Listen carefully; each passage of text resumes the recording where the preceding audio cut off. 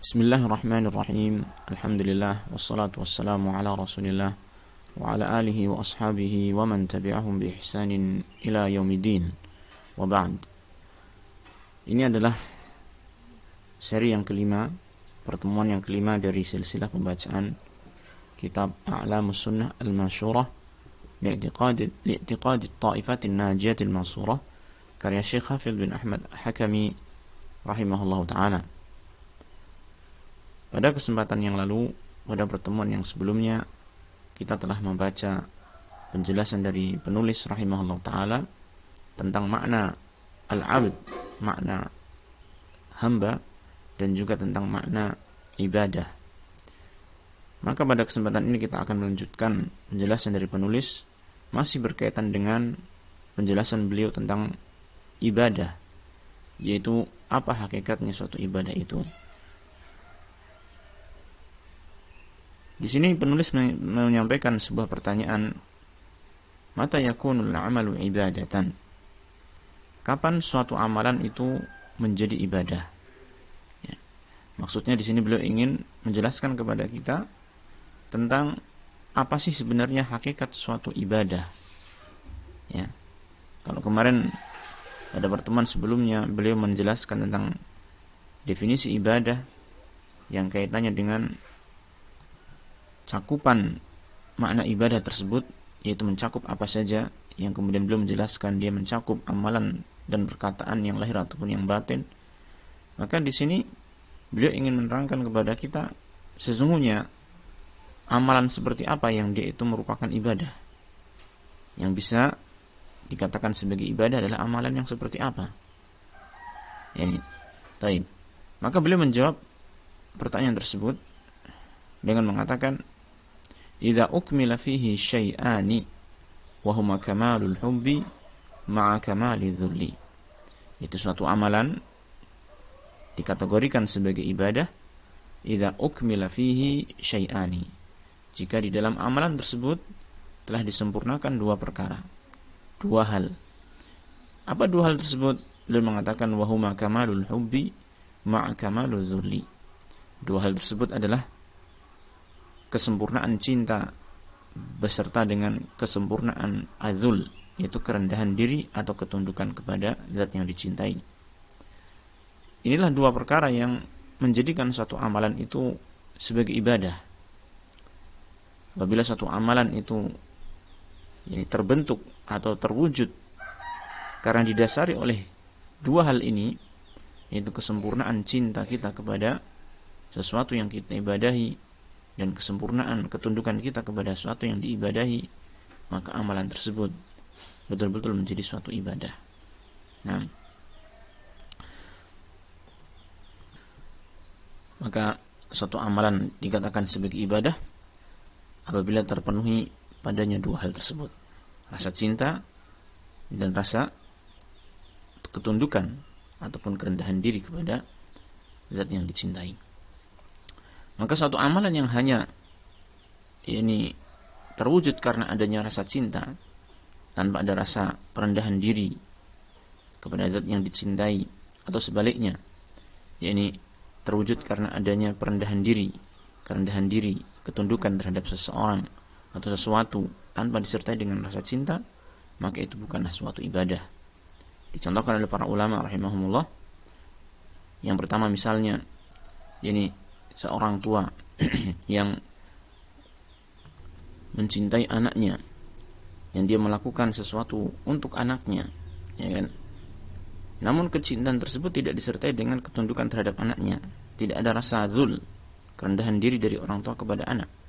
Maka apa yang dilakukan oleh orang tua untuk anaknya tersebut bukan suatu ibadah, ya, karena dia hanya terwujud dengan rasa cinta saja. Kemudian yang kedua contohnya adalah seperti perbuatan seorang budak untuk tuannya, yang dia melakukan perbuatan untuk tuannya karena ada rasa ketundukan kepada tuannya. Seorang budak adalah seseorang yang lebih rendah dari tuannya, dia merendahkan diri di hadapan tuannya. Tetapi seorang budak ini biasanya tidak memiliki cinta kepada tuannya, ini tidak memiliki cinta yang berlebih terhadap tuannya. Maka ketundukan seorang budak kepada tuannya ini bukanlah suatu ibadah. Maka ibadah itu harus mencakup dua hal ini, yaitu kamalul hubbi wa kamalul dzul, kesempurnaan rasa cinta dan kesempurnaan perendahan diri ataupun ketundukan kepada zat yang dicintai. Dan ketika kita mengetahui hal ini, maka apabila kita ingin beribadah kepada Allah Ta'ala dengan sempurna, maka kita harus menyempurnakan dua hal ini, yaitu rasa cinta kita kepada Allah dan rasa perendahan diri kita kepada Allah Ta'ala ataupun ketundukan kita kepada Allah Subhanahu wa Ta'ala. Maka kita harus sempurnakan agar ibadah kita itu menjadi ibadah yang sempurna. Nah, kemudian di sini beliau menyampaikan dalil-dalil yang berkaitan dengan dua hal ini, tentang rasa cinta dalam hal ibadah dan juga azul dalam ibadah, ketundukan dalam ibadah. Yang pertama, beliau mengatakan qala ta'ala, Allah Ta'ala berfirman, walladzina amanu asyaddu hubban lillah, dan orang-orang yang beriman mereka itu lebih kuat cintanya kepada Allah Subhanahu wa Ta'ala, sangat cinta kepada Allah Subhanahu wa Ta'ala.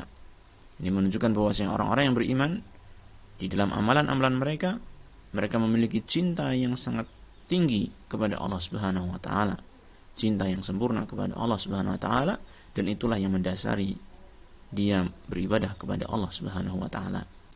Wa qala ta'ala, dan Allah Ta'ala berfirman, innal ladzina hum min khasyati rabbihim musyfiqun, sesungguhnya orang-orang yang mereka bersikap isfaq, musyfiqun, itu berhati-hati dalam amalan mereka, bertindak hati-hati dikarenakan memiliki khasyah kepada Rabb mereka. Ya. Ini sebenarnya ayat yang masih ada lanjutannya, ini kelengkapannya untuk kita memahami makna kalimat dalam ayat ini, yaitu Allah Ta'ala berfirman, innal ladzina hum min khasyati rabbihim musyfiqun walladzina hum biayati rabbihim yu'minun walladzina hum birabbihim la yusyrikun walladzina yu'tuna ma ataw wa qulubuhum wajilatun annahum ila rabbihim raji'un ulaika yusari'una fil khairat wa hum laha sabiqun.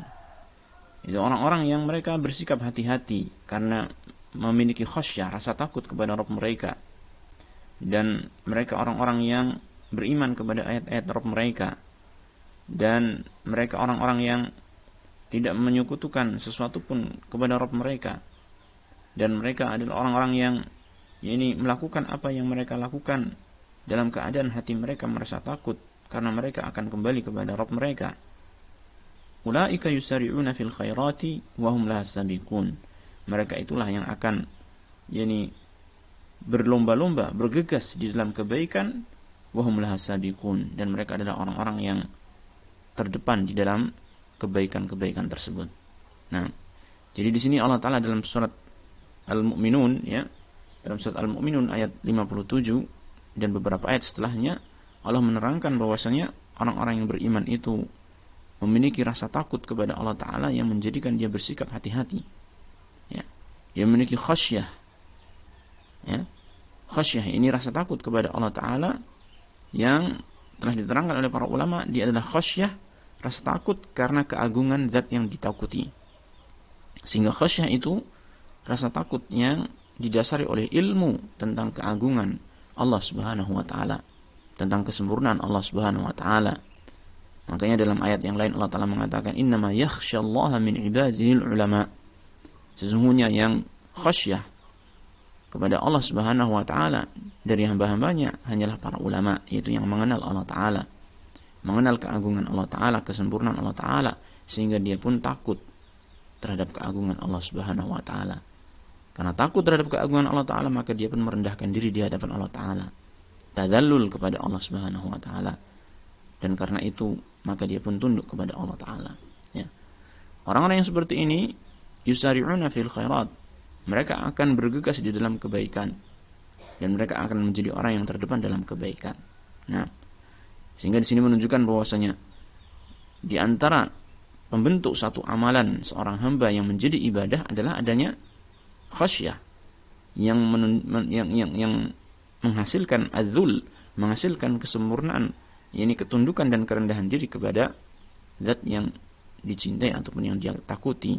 Nah, Wa qad jama'a Allah Ta'ala baina dzalika fi qawlihi, dan Allah Ta'ala telah mengumpulkan antara hal itu dalam firman-Nya, yaitu antara rasa cinta dan az-zul tadi, kerendahan diri, ketundukan kepada Allah Subhanahu wa taala.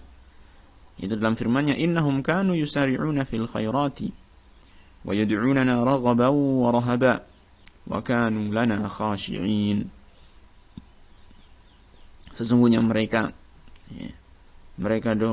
adalah orang-orang yang yusari'una fil khairat, bergegas di dalam kebaikan, berlomba-lomba dan bergegas di dalam kebaikan. Wa yad'unana raghaban wa rahaba, dan mereka berdoa kepada kami, yaitu beribadah kepada kami, raghaban wa rahaba, karena rasa harap dan rasa takut. Rasa harap ini adalah rasa harap yang didasari oleh cinta kepada Allah Subhanahu wa taala. Wa rahaba, dan dia memiliki rasa takut yang didasari oleh keagungan Allah Ta'ala, pengetahuan atas keagungan Allah Ta'ala, sehingga dia merendahkan diri kepada Allah Subhanahu wa Ta'ala. Maka Allah menggabungkan dua hal ini. Raghaban, dia memiliki rasa harap karena dia memiliki cinta kepada Allah, dan dia merasa takut karena dia tadallul, merasa rendah di hadapan Allah Subhanahu wa Ta'ala. Wa kanu lana khashi'in, dan mereka adalah orang-orang yang tunduk kepada kami. Ma'asyiral muslimin rahimani wa rahimakumullah. Maka jelas di sini bahwa seseorang akan menjadi, yaitu amalan seseorang akan menjadi sebuah ibadah apabila yang membentuk amalan tersebut, yang mendorong amalan tersebut adalah rasa cinta dan rasa kerendahan dirinya di hadapan Allah Subhanahu wa taala. Semakin sempurna al-hub dan al-dhul ini, maka akan semakin sempurna ibadah dia kepada Allah Subhanahu wa taala. Baik. Kemudian selanjutnya, ketika beliau menyampaikan tentang bahwasanya amalan itu akan menjadi ibadah tatkala ada rasa cinta kepada Allah Subhanahu wa taala, maka di sini beliau menyampaikan pertanyaan yang berkaitan dengan rasa cinta, yaitu ma alamatu mahabbatil 'abdi rabbahu 'azza wa jalla. Apa tanda bahwa seorang hamba itu mencintai Rabb-Nya Azza wa Jalla? Apa tandanya kalau seorang hamba itu betul-betul mencintai Allah Subhanahu wa taala? Maka beliau menjelaskan di sini, alamatu dzalika ayyuhibba ma yuhibbuhu Allah taala wa yubghidu ma yaskhatuhu fayamtathila awamirahu wa yajtaniba manahiyahu wa yuwaliya awliya'ahu wa yu'adiya a'da'ahu. Beliau mengatakan tanda hal itu, tandanya adalah, ini tanda seorang hamba mencintai Allah Ta'ala adalah ayyuhibba ma yuhibbuhu Allahu Ta'ala, dia mencintai apa saja yang dicintai oleh Allah Ta'ala. Jadi Allah Ta'ala mencintai sebagian manusia, para nabi dan rasul. Allah Ta'ala mencintai orang-orang yang beriman, orang-orang yang bertakwa. Maka orang yang ini mencintai Allah Ta'ala, mestinya dia mencintai siapa saja yang Allah cintai. Dia mencintai para nabi dan rasul, dia mencintai orang-orang yang beriman dan bertakwa, dan begitu seterusnya. Demikian pula Allah Ta'ala mencintai amalan-amalan. Allah mencintai salat seorang hamba kepada Allah Ta'ala. Allah mencintai amalan ibadahnya seorang hamba kepada Allah. Maka seorang hamba yang mencintai Allah, dia pun mencintai amalan-amalan tersebut. Yang jelas, segala sesuatu yang dicintai oleh Allah Ta'ala, seorang hamba ini mestinya mencintai hal tersebut. Wa yubghidu ma yaskhatuhu, dan hamba tersebut wa yubghidu ma yaskhatuhu, dia membenci apa saja yang tidak disukai oleh Allah Subhanahu wa taala. Allah Ta'ala tidak mencintai, tidak menyukai perbuatan-perbuatan maksiat hambanya kepada Allah. Maka seorang hamba pun hendaknya dia tidak menyukai, bahkan dia membenci kemaksiatan kepada Allah Subhanahu wa taala.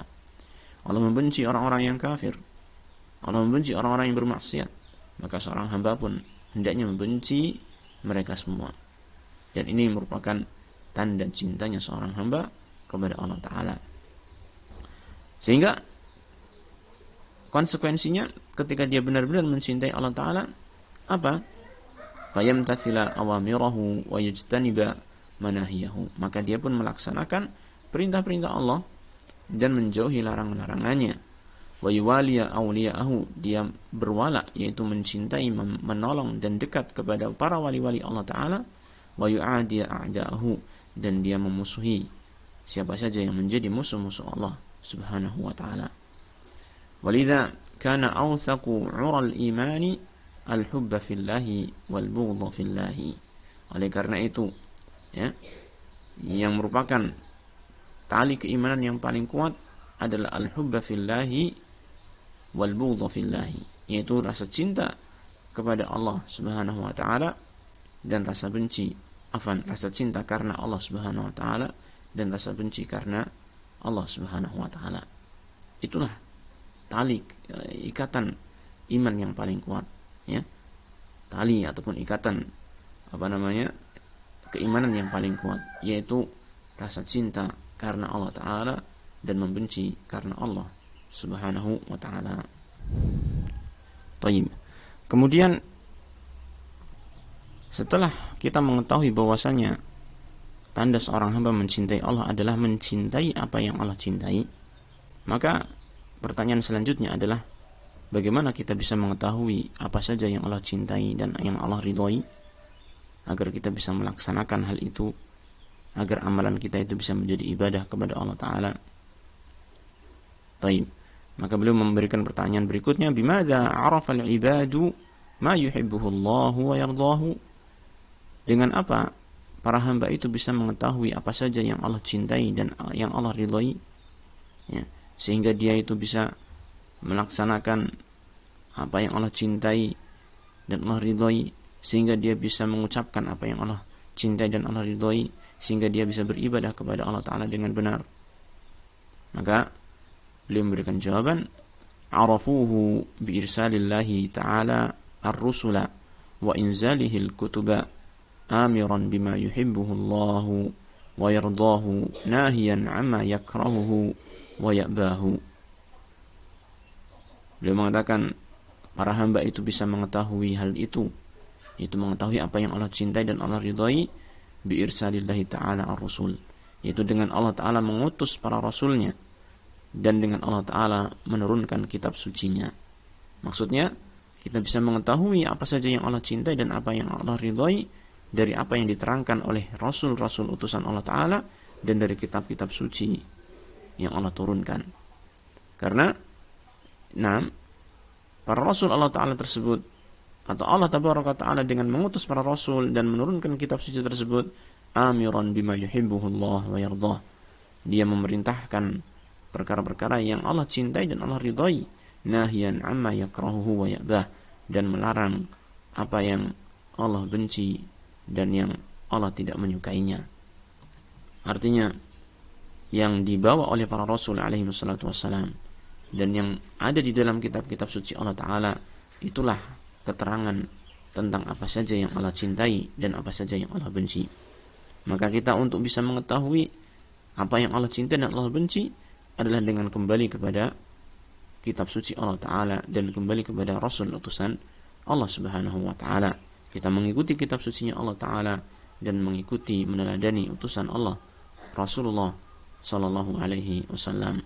Wa bidzalika qamat alaihim hujjatuhu ad-damighatu wa dhaharat hikmatuhu al-balighatu. Dan dengan itulah maka telah tegak hujjah yang tak terbantahkan atas mereka. Wa dhaharat hikmatuhu al-balighatu, dan telah nampak hikmah Allah Ta'ala yang sangat mendalam. Qala Allah Ta'ala, Allah Ta'ala berfirman, rusulan mubasysyirin wa mundzirin li'alla yakuna lin-nasi 'ala Allahi hujjatun ba'da ar-rusul. Allah telah mengutus para rasul, ya, mubasysyirin wa mundzirin, yang memberikan kabar gembira dan peringatan, li'alla yakuna lin-nasi 'ala Allahi hujjah ba'da ar-rusul, agar manusia tidak lagi memiliki hujjah atas Allah Ta'ala, ya, tidak lagi memiliki hujjah untuk membantah Allah Subhanahu wa Ta'ala ba'da ar-rusul, setelah adanya para rasul tersebut.